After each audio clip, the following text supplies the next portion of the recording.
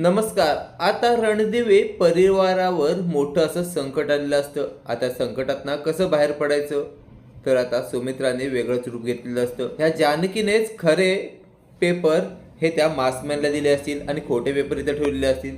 जानकी म्हणते, आई तुमचा माझ्यावर एवढा सुद्धा विश्वास नाही आहे का? अहो मी असं का करेन?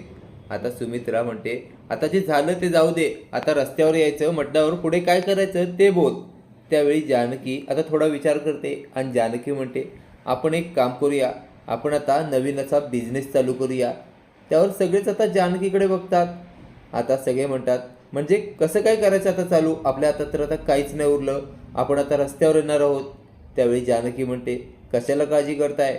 माझं स्त्रीधन आहे ना, माझे दागिने आपण विकून टाकूया आणि त्या बदल्यात आपण काहीतरी बिझनेस करूया. तेवढ्यात अवंतिका म्हणते, मी सुद्धा माझे दागिने द्यायला तयार आहे, माझे जेवढे दागिने आहेत तेवढे मी देते. आता सगळेच म्हणतात, ठीक आहे.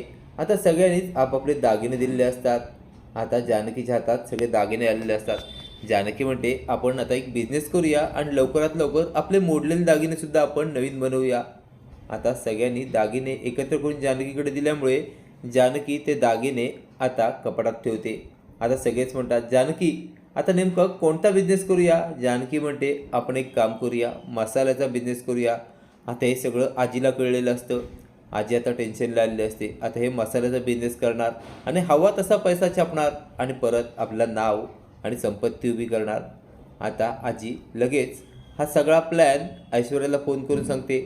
ऐश्वर्याला म्हणते, अगं तुझ्या लक्षात येते का, त्या लोकांनी आता दागिन्यांच्या जीवावर मोठा बिझनेस उभारायचं ठरवलं आहे आणि ते मसाल्याचा बिझनेस करणार आहेत. ऐश्वर्या हादरते, म्हणते, काय? अहो आजी, ते मसाल्याचा बिझनेस करणार आहेत का? आत्ता बघतेच मी ते कसा बिझनेस करणार आहेत.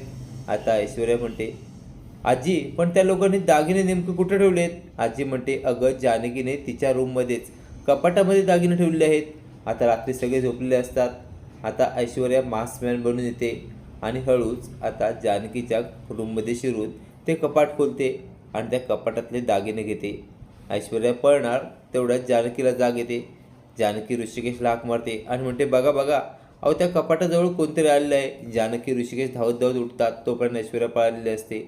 आता जानकी उठून बघते, अहो दागिने नाहीत, कोणतरी पळालं, पकडा त्याला. आता ऋषिकेश धावत जात असतो. बघतो तर कोणतरी मास्कमॅन पळत आहे.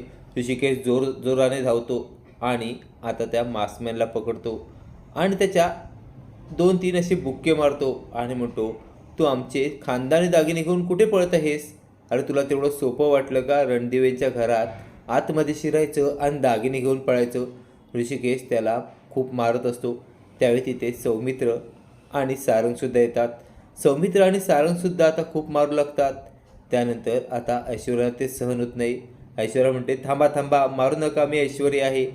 ते बघून आता सगळ्यांना हसू आवरून असं होतं. आता ऋषिकेश म्हणतो, ऐश्वर्या तू तू आणि आमच्या घरात चोरी करायला आली होतीस?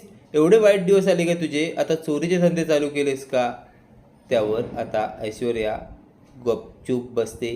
आता पुढे काय होईल ते पाहणे कमालीचे ठरणार आहे. असेच मालिकेचे नवनवीन अपडेट पाहण्यासाठी व्हिडिओला लाईक आणि चॅनलला सबस्क्राईब करायला विसरू नका. थँक्यू.